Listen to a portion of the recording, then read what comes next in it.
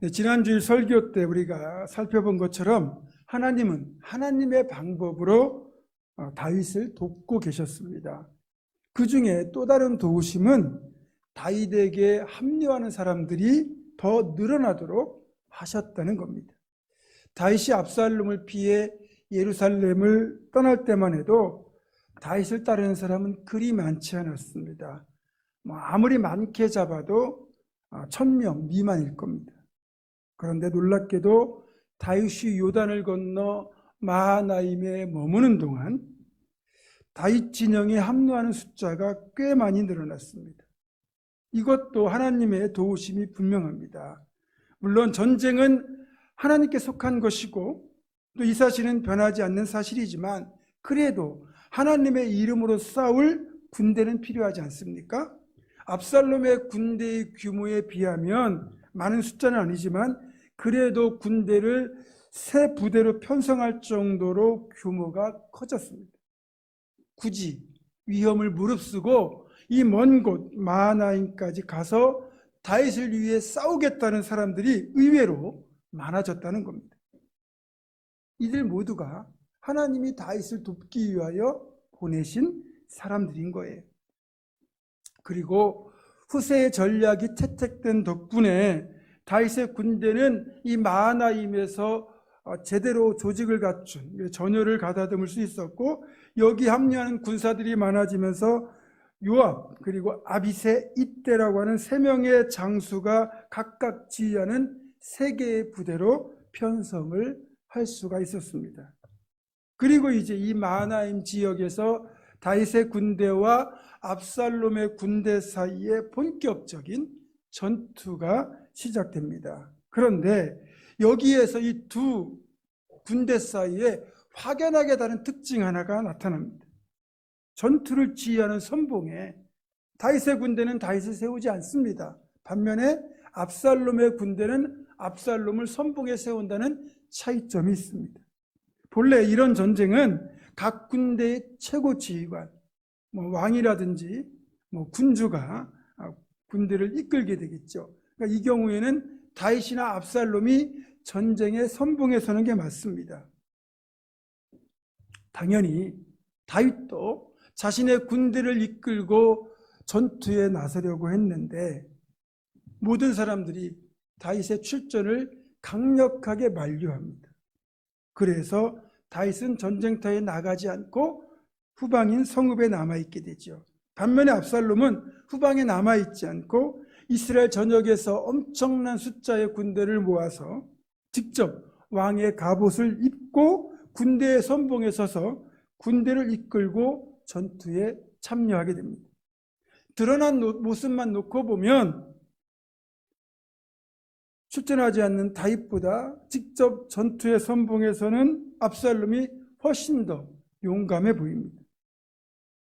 하지만 이 전쟁의 특수성을 감안한다면 압살롬의 처신은 오히려 미련한 행동이라는 거죠. 그 이유를 말씀드리겠습니다.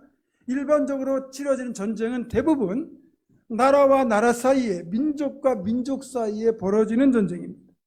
따라서 영토를 지키고 나라를 지켜야 된다는 분명한 명분이 있기 때문에 목숨 걸고 싸웁니다.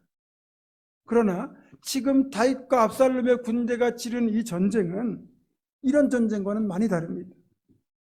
이 전쟁은 국가 간의 전쟁도 아니에요. 민족과 민족 사이의 전쟁도 아닙니다.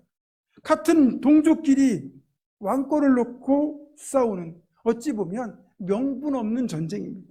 따라서 다윗과 압살롬 둘 중에 누구 한 사람이라도 먼저 죽으면 이 전쟁은 곧바로 끝나게 되어 있습니다. 자, 그렇다면 전쟁터에 나가서 앞서 싸우는 압살롬과 전쟁터에 나가지 않고 후방에 남아있는 다윗 둘 중에 누가 더 위험하겠습니까? 지금 다윗은 노출되어 있지 않고요. 압살롬은 수많은 공격 앞에 노출이 되어 있습니다. 그러니까 결국 다윗의 군대의 집중적인 공격을 받을 수밖에 없지요.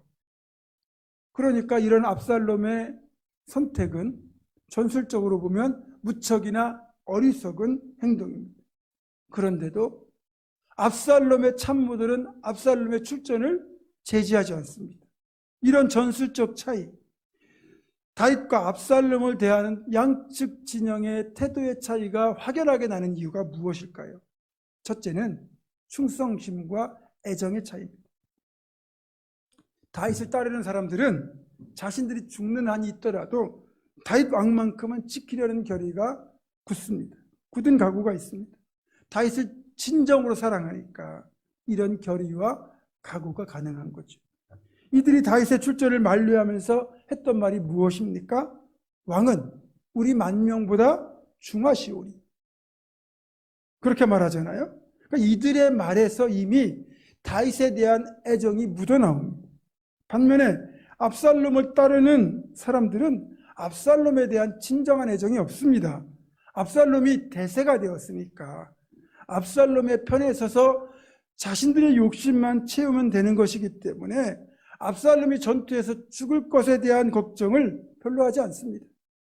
그러니까 압살롬의 군대는 압살롬이 전투에 선봉에 서는 것을 굳이 반대하지 않습니다. 두 번째로 전쟁에 참여한 동기의 차이입니다. 다윗을 따르는 사람들은 다윗의 편에 서는 것이 신앙적으로나 정치적으로나 도의적으로나 이것이 옳은 일이라는 동기에서 다윗의 편에 서는 것을 택한 겁니다. 한마디로 정의를 수호하기 위하여 다윗 편에 선 겁니다. 그래서 비록 도망치는 상태였지만 다윗을 택한 것이고 또 먼 곳 마하나임까지 굳이 찾아가서 다윗의 군대에 합류를 하게 된 거죠. 반면에 압살롬을 따른 대부분의 사람들은 대부분이 압살롬 편에 붙어서 정치적으로 출세하거나 어쩔 수 없이 대세에 편승하는 것처럼 자신의 이기적인 목적을 위하여 압살롬을 택한 겁니다. 물론 압살롬이 대세였기 때문에 다윗의 편에 선 사람보다 압살롬의 편에 선 사람들이 훨씬 더 많은 것은 사실입니다. 어쨌든 지금 제가 말씀드린 이런 내용들을 종합해 볼 때 분명하게 우리가 확인할 수 있는 사실은 다윗의 군대가 다윗에게 보내는 애정과 충성심에 비해서 압살롬의 군대가 압살롬에게 보내는 애정과 충성심이 훨씬 더 부족하다는 걸 알 수 있죠. 이것이 다윗을 후방에 남겨두고 압살롬을 선봉에 세우는 전략의 차이로 나타난 겁니다. 또 이 전쟁에서 왜 싸워야 되는지 그 정당성, 명분에서도 확연하게 차이가 납니다. 다윗의 군대는 다윗을 지키고 정의를 수호하겠다는 정당성과 명분이 분명한 반면에 압살롬의 군대는 그저 징집 명령을 받고 어쩔 수 없이 모인 군사가 대부분입니다. 그러니까 전쟁이 하나님께 속한 것이라는 가장 확실한 변수인 하나님이라는 그 변수를 제외하고 생각해봐도 지금 말씀드린 이런 전략적 차이, 동기의 차이, 애정의 차이가 결국 이 전쟁의 승패를 좌우할 수밖에 없습니다. 그냥 이익과 목표가 일치하니까 따르는 것과 내 이익과는 상관없이 옳은 일을 하는 것, 그리고 진정으로 지도자를 아끼고 사랑하며 따르는 것은 그 결과가 다를 수밖에 없습니다. 그렇기 때문에 다윗의 군대와 같은 공동체가 진짜 강한 공동체가 되는 겁니다. 정말로 지도자와 공동체 구성원들이 진정한 사랑으로 묶여져 있는 공동체, 조금은 손해와 불이익을 당하더라도 옳은 길을 가겠다는 마음으로 사람들이 뜻을 모은 공동체, 그런 교회가 건강하고 강력한 공동체라고 할 수 있죠. 그래서 우리 스스로도 우리 가는 모든 일에 한 번쯤은 진지한 질문과 접근이 필요합니다. 정말 내가 하는 일, 우리 공동체가 하는 일이 옳은 일인가? 이 일이 공동체를 위한 일인가? 무엇보다 하나님께서 기뻐하실 일인가? 그리고 나는 이 일을 위하여 헌신하고 희생할 준비와 각오가 되어 있는가? 이런 질문들을 던져보고 점검해야 된다는 겁니다. 그래서 이런 질문에 예스라는 대답이 돌아온다면 그거는 반드시 하셔야 되는 겁니다. 그런데 다들 그렇게 하니까 대세가 그렇게 흘러가니까 맹목적으로 따라가거나 옳지 않은 것임을 알면서도 이것이 나에게 이익이 되니까 그렇게 행하는 것은 결코 바람직하지 않습니다.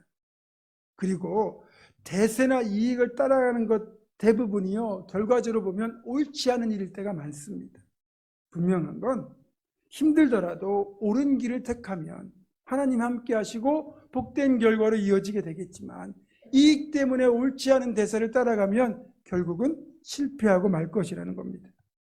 반드시 옳은 길, 하나님께서 기뻐하시는 선택을 하시고 그 길로 행하는 우리 모두가 되기를 주님의 이름으로 축원합니다. 드디어 다윗의 군대와 압살롬의 군대 사이에 대대적인 전투가 시작되려고 합니다.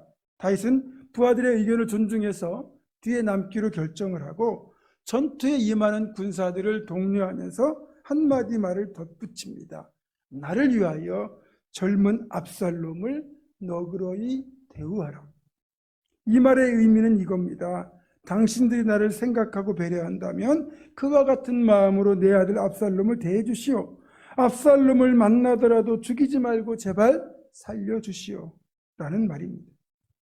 아무리 자식이라고 하지만 어떻게 자신의 왕위를 빼앗고 자신을 죽이려고 숨통을 조여오는 이 페른 아들, 그런 못된 아들에 대하여 이런 긍휼의 말을 할 수 있는 것일까요?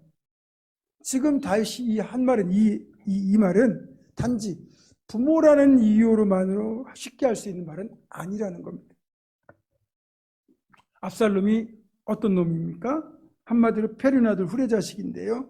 왕위를 찬탈하기 위하여 군대를 일으켰고 그 군대를 이끌고 아버지를 죽이려고 지금 오고 있습니다.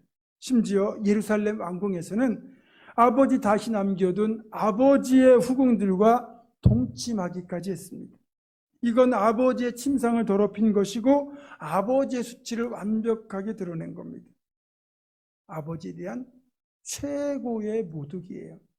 사실 자식이 이 정도로 폐륜을 저지를 경우 자식이라는 말을 붙이기조차 아깝습니다. 그런 자식을 어떤 부모가 쉽게 용서하고 품을 수 있겠습니까? 만약에 그런 일은 없겠지만 여러분이 다윗이고 여러분의 자식이 압살롬처럼 행했다면 여러분은 그런 아들을 용서하시겠습니까?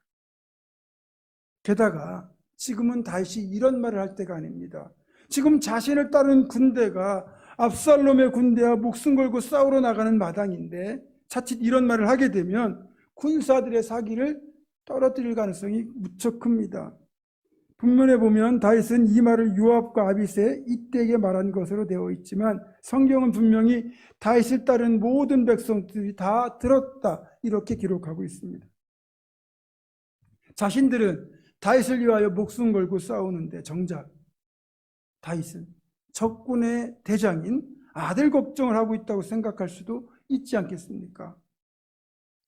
그러면 누가 목숨 걸고 싸우려고 하겠습니까? 놀라운 건요, 충분히 그럴 수 있는 상황인데 전체적인 분위기는 다윗의 군사들이 그런 다윗에 대하여 서운하기는커녕 그런 페른 자식까지 품어내는 다윗의 그 큰 사랑과 왕의 그릇에 탐복한 것으로 보입니다. 어쨌든 자칫 군대의 사기를 떨어뜨릴 위험성에도 불구하고 다윗이 이 말을 할 수밖에 없었던 것은 다윗은 진정 압살롬을 사랑하고 있었고 그를 용서하겠다는 마음을 먹었다는 뜻이고, 그래서 전투를 앞둔 상황이지만 이 말을 하지 않고는 견딜 수 없는 큰 사랑을 가졌던 겁니다. 그래서 압살롬을 너그러이 대우하라고 말했던 거죠. 사실 다윗이 품은 이 마음이야말로 우리 하나님, 우리 주님을 닮은 사랑입니다. 하나님은 죄인된 우리가 회개도 하지 않았는데 먼저 우리를 살리겠다고 아들을 내어주셨고, 아들이신 예수님께서는 십자가에서 자신을 내어주셨습니다. 게다가 우리 주님은 자신을 십자가에 못 박고 조롱하는 이들을 위하여 이렇게 기도하셨습니다. 아버지여, 저들의 죄를 용서하옵소서. 저들은 자신들이 지금 무슨 일을 하고 있는지 알지 못합니다. 어떻게 지금의 다윗에게서 이런 예수님의 용서의 기도를 닮은 놀라운 말이 나올 수 있는 걸까요? 아들에게 제대로 배신을 당해서 신발도 신지 못한 채 허겁지겁 도망치던 다윗, 그리고 아직도 전쟁의 승리를 장담할 수 없는 불안한 상황, 솔직히 누구를 배려할 수 없는 여유가 조금도, 배려할 수 있는 여유가 조금도 없는 그런 상황인데 어떻게 압살롬을 너그러이 대우하라는 그런 놀라운 말이 나올 수 있을까요? 여기에 광야의 신비가 들어있습니다. 화려하고 안락했던 궁궐에서는 육체의 욕망에 사로잡혀 욕심을 채우는 다윗만 보였습니다. 기도의 삶과는 거리가 먼 다윗만 보였습니다. 심지어는 자신이 간통죄를 저지르고 또 이복 형제간의 성폭행이 일어나고 이것으로 인해 형제간의 살인이 이어졌어도 회개의 무릎을 꿇지 않았습니다. 그런 것들이 누적되어 결국 압살롬의 반역으로 이어졌던 거거든요. 그렇게 다윗을 기도의 삶과는 거리가 멀어지게 만들었던 궁궐을 어쩔 수 없이 떠나야 했고 지금 비록 도망자가 되어 광야로 도피하게 된 것이지만 이 광야에서 며칠을 지내는 동안 예전 다윗이 젊은 시절 사울을 피해 광야에서 지낼 때 누렸던 그 깊고 풍성한 영성이 광야의 영성으로 회복되었던 것입니다. 다윗에게 있어서 이 광야야말로 사랑과 영성을 회복할 수 있는 은혜의 땅이 되었다는 뜻입니다. 궁궐이 아닌 광야에서 영성이 회복된 다윗, 비록 스스로 찾아간 광야는 아니지만 등 떠밀려 어쩔 수 없이 내몰린 광야였지만 다윗은 결국 광야에서 영성이 회복되었다는 것이죠.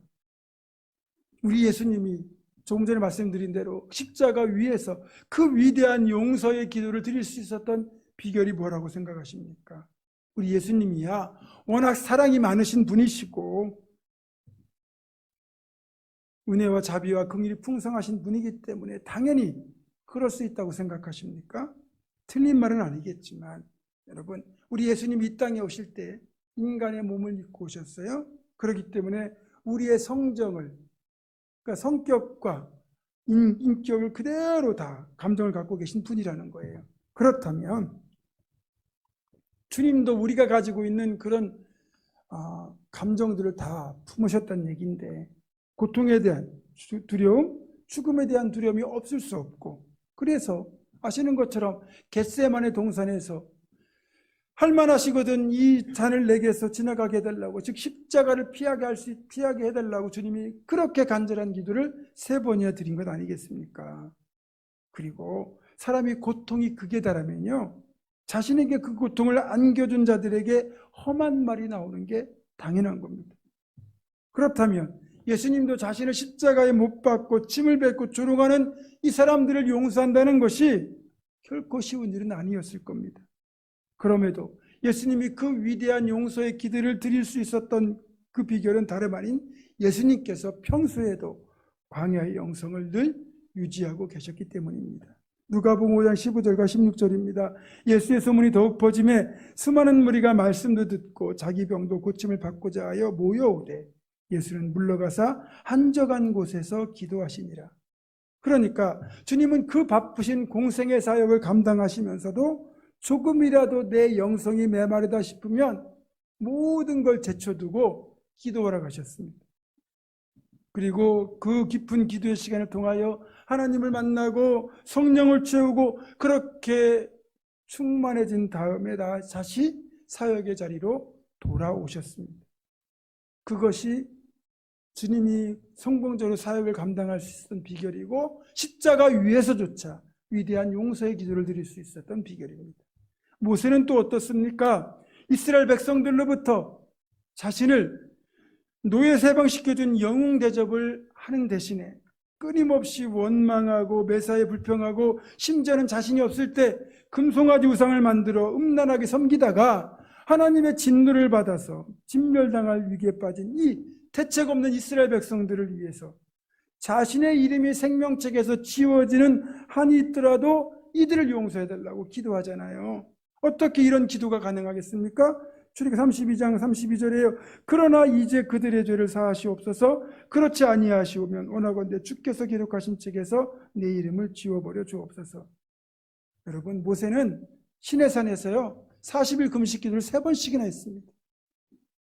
그만큼 깊은 기도를 통하여 광야의 영성을 유지하고 있었기 때문에 이런 기도가 가능했던 거죠. 여러분, 이건 정말로 중요한 신앙적 원리입니다. 간략하게 말해서 영성은 저절로 채워지거나 유지되지 않는다는 사실입니다. 부지런히 채우고 지켜내야 된다는 거예요. 여러분, 나는 절대로 시험에 빠지지 않을 것이다, 나는 신앙적으로 퇴보하지 않을 것이다 라고 생각하는 분이 계실지 모르겠지만, 아무리 신앙이 좋은 사람도 광야가 사라지면 궁궐 속의 다윗과 다를 바가 없습니다. 솔직히 우리도 한때는 하늘의 기쁨을 누리며 행복하게 신앙생활했던 적 있죠? 근데 어느 때부턴가 영이 메말라가고 삶의 기쁨이 사라지고 신앙생활을 거의 무감각하게, 의무감 때문에 어쩔 수 없이 하고 있는 자신을 발견하지 않습니까? 또 그렇게 좋아하던 기도의 삶이 거의 사라지지 않았습니까? 철야기도 하고 산기도 가서 나무 한 그릇씩 뽑을 정도로 기도에 매진하던 모습은 다 어디 갔습니까? 혹시 예배 때가 되면 교회에 갈까 말까 갈등하거나 한두 번 예배에 빠져도 이제는 양심의 가책조차 느끼지 않는 것은 아닙니까? 또 인간관계에서도 쉽게 용서되지 않고 쉽게 품어지지 않는 누군가가 있을 때 아무리 용서해보려고 노력해도 내 의지로 불가능할 때가 많습니다. 그건 지극히 당연한 거예요. 내 힘이 아니라 성령께서 역사하셔야 가능한 모든 것들이기 때문입니다. 따라서 이럴 때 가만히 있으면 결코 회복이 되지 않습니다.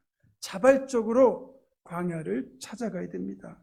화려하고 안락한 궁궐이 다윗의 영성을 보장해 주지 않은 것처럼 지금 내가 누리고 있는 이 풍요와 행복이 결코 나의 영성을 지켜주지 못한다는 겁니다. 무엇보다 영성은 저절로 얻어지는 것이 아닙니다. 또 영성이 한번 형성되었다고 해서 그냥 유지되는 것이 아닙니다.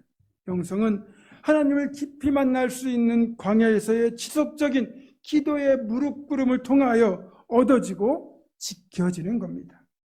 우리가 고난과 아픔이 있을 때, 우리가 무릎 꿇고 기도할 때 우리는 역설적으로 풍성한 영성을 경험하게 됩니다.